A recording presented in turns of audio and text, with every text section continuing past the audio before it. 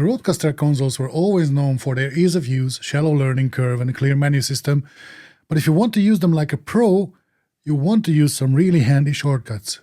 Shortcuts you probably didn't even know existed. Now there are some basic or obvious ones, but then there are some more advanced, even hidden ones. We'll warm into them gradually, finishing off with my absolute favorite. Let's start with the channel icons on the screen. Tapping them will get you into the channel settings. There's of course an even better and easier way to get to the channel settings, which is of course by pushing the hardware buttons above the faders. That is, if you have a physical fader for a channel assigned, because if not, for all the channels with a physical fader, you do not have any hardware button to push, and consequently tapping the channel icon on the screen is the only way to get into the channel settings page instead, unless you want to go to another channel setting and maneuver from there with the little arrows until you get where you need to be. Much easier directly. Also, it is quite an important page to find, as this is where you set up pretty much everything about the specific channel. Gain, phantom power, digital signal processing, mic presets, you name it. While on the channel settings, you may also notice a cogwheel appearing, and that turns out to be a really handy shortcut as well. It brings you right away to the input selector screen, so you can actually change what input that particular channel should have, or should not have for that matter, as you can tap None, and with that you've eliminated that input channel right away. There's also a fader icon in the bottom left corner, which in turn takes you to the fader setup screen, where you can rearrange the faders to your liking. Remember, we've started from the channel settings screen that you can either reach with the hardware button right above the fader, or if your channel is assigned to a virtual fader, by tapping on the channel icon on the screen. Coming to the virtual faders, if you have set up any, you'll have some extra screen tapping to do. To adjust the fader position, so the channel volume, you will need to tap anywhere above the channel icon, where the input level meters usually bounce up and down, and you'll immediately see the solo and mute buttons appearing for the channel with a virtual fader, and this step has also activated the Rotary Dial for this channel fader, which is indicated by the channel's level marker having turned into green, just like the halo light around the Rotary Dial. It means that you can now conveniently change the volume level of the channel using the Rotary Dial. Another quick tap in the level meter area of the channel deactivates all this. But did you know that there's arguably a much better and more convenient way to select and mute the channel with a virtual fader? There is, and you don't even need to touch the screen. You just have to push the rotary encoder, and it will select the first channel with a virtual fader, just as if you would have tapped into the level meter area of that channel. Now, having your hand conveniently on the Rotary Dial anyway, you can right away adjust the channel's volume and, surprise, long pressing the Rotary Dial will mute the channel. Another quick push on the dial will move the selection to the next virtual fader, where you can do the same, and the third short push moves the selection to the third, provided that you have set up all three possible virtual faders. The fourth push will deactivate the selection. So short push the Rotary Dial to circle through the virtual channels, turn the dial to adjust the volume on the channel you're in, and long press the dial to mute the selected channel. Talking about shortcuts using hardware buttons, there are two button shortcuts for another specific feature, TalkBack, or as Rode calls it, back channel. This is the feature when you want to chat with some of the participants without anybody else hearing it and without this chat making it into the recording. Like you want to tell the next guest to get prepared, she's on air in 2 minutes, or discuss the next topic with your co-host while the guests are continuing the conversation that you don't want to interrupt. First of all, the way you were meant to set up back channels is to assign them to a SmartPad. Once you're in SmartPad settings, within the mixer settings, you can select which channels you want to talk to, and if you activate it by pushing the pad, you'll have a back channel to talk to whoever you set it up to. But I guess you knew all that already. What you may not have thought of is to set up a different talkback, let's say one where you want to only talk to the remote guests, or just the people in the room, or just to your co-host, or only to the person having called in on the phone that's on the Bluetooth channel. You are absolutely free to do so. Just set up another SmartPad with a different talkback setting. And now you can switch between them using the SmartPads and also stack them upon each other, and it will be indicated below the faders if a channel is activated for talkback, as both the solo and mute buttons light up yellow. And this is the tell for the next shortcut. If you find setting up back channel to a SmartPad a tedious process, there's a quicker way. You can tap both the solo and mute buttons for a channel And with that, you can set up spontaneous talkback channels on the fly. Much easier, only not permanent or easy to recall. Let's circle back quickly to the SmartPads. While loading any pre-recorded sound to a SmartPad must happen in Rode Central, for pretty much any other setting like renaming them, you can just tap on any SmartPad on the screen. It will not fire it off, but take you to the SmartPad settings instead. From there, the options are obvious. You can delete or rename a pad, change its color, or make some edits in how they function, how loud they are, and you can even trim them in a basic way. And while you cannot upload any sound to the SmartPads from here, but if you can find an empty pad space, you can actually record something onto it or add mixer actions like ducking, set it up to trigger MIDI commands or voice effects. And while these were all the shortcuts that involve the hardware button, there's a few more shortcuts that can be triggered from the screen.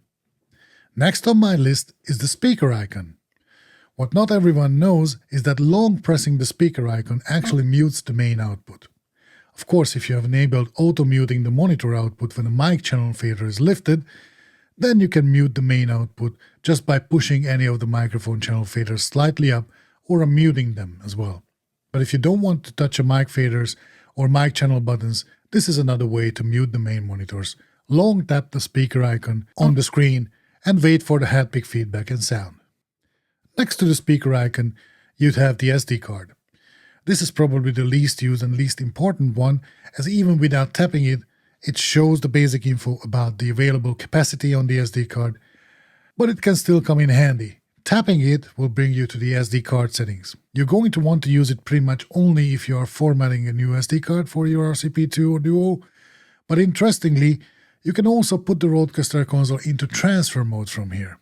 And this has a few advantages. First is that doing so will enable you to mount the console to the computer as an external drive, and you don't have to export your recordings using Rode Central. And while it is arguably better to export your recordings through Rode Central, not least because there you can rename them and set a desired loudness level for their stereo mix, here you can actually have access to your saved shows as well, which you can then from here share, move, or copy as a file or a folder, in case you didn't know. And since we are already at the shows, the very first icon on the top right of the screen is your show icon, which brings you to your recordings. Super useful. It is at the end of the day a single tap instead of two taps, so you are not winning much, but it was the obvious thing to do to make it a shortcut. Too bad that the RØDECaster Duo, not having a physical record button, had to permanently take the show icon's place on the screen with a virtual record button. This is unfortunate on the Duo, not least because on the Pro II, this button visually indicates which show you have set up on your console. Let's break it down a little bit. While technically it is not a shortcut, but rather a feature, we have to talk about shows in general, because it can be an actual game changer in your workflow and speed it up enormously. If you are running different podcasts, streams, or if you just want to have a separate work setup from a distinct gaming and streaming setup, this is incredibly useful and clever, not only to group recordings on the different shows, but more importantly to quickly recall audio setups for different occasions that include fader allocations, channel settings including phantom power, DSP, so digital signal processing, gain, routing including submixes, SmartPad setup including mixer effects like ducking, but also talkback, so different back channel settings, a color scheme including colors for input channels as well as headphones, but also SmartPads. Basically, the only thing it does not capture is the fader positions because those are not motorized faders. So those you'll have to manually adjust. And it is incredibly easy to switch between shows, as the show icon is not only a shortcut to the recordings, but also, well, to the shows, where you can choose to import any show that you have previously created, which translated means that you can recall any package of the aforementioned settings that you have made and saved there previously. It is very thoughtful that before importing, it asks you if you want to export the current setup that you are using, which is a fancy way of saying save. But since you are technically exporting the current setup to the SD card, it is okay to call it export, even if it is a little confusing. So after you've selected which show to import, or in layman's terms, recall, all your settings for the recalled show will be applied. Not to mention that you can take this SD card, plug it into another RØDECaster 2nd gen console, and load your desired show with your settings. By the way, once you are recording a show, you can tap on the time indicator on the screen to add the marker to the recording, which some DAWs can also read, which is great for editing and quickly finding moments that were otherwise worth marking. For good last, I have left my favorite and most hidden shortcut. Tapping on the main output level meters on the screen will bring you to the routing and submixes. So instead of having to go through menu, output, routing, you just tap here once and you're there. Here you'd select an output and then tap on a channel to activate the rotary dial for it and make any adjustments that you would do to set up submixes or adjust them on the fly. In case you don't know about submixes, there's a video explaining it in under 15 minutes.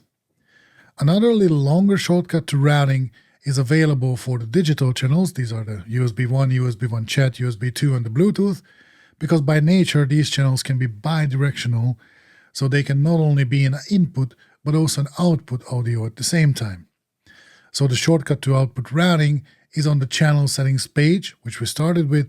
Once in the channel settings of any of these digital channels, you'll have a large button called Output Routing should you want to quickly adjust it along with other channel-specific settings, and it takes you to the routing and submixes settings of that particular channel.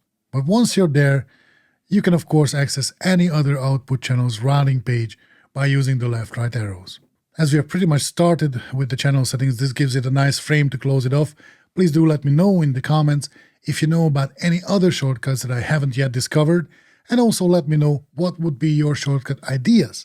And by the way, while you're there, why don't you hover over to the subscribe button, and if you like this video, push the thumbs up and subscribe to the channel for more tips and tricks about recording your audio. As for additional shortcut ideas, I for one would definitely add the option to assign a SmartPad shortcut for the record button, which would be incredibly useful on the RC Duo, which does not have a physical record button. With this, you could just create one. Don't forget to put your ideas down in the comments below. With that, thanks for watching and bye for now.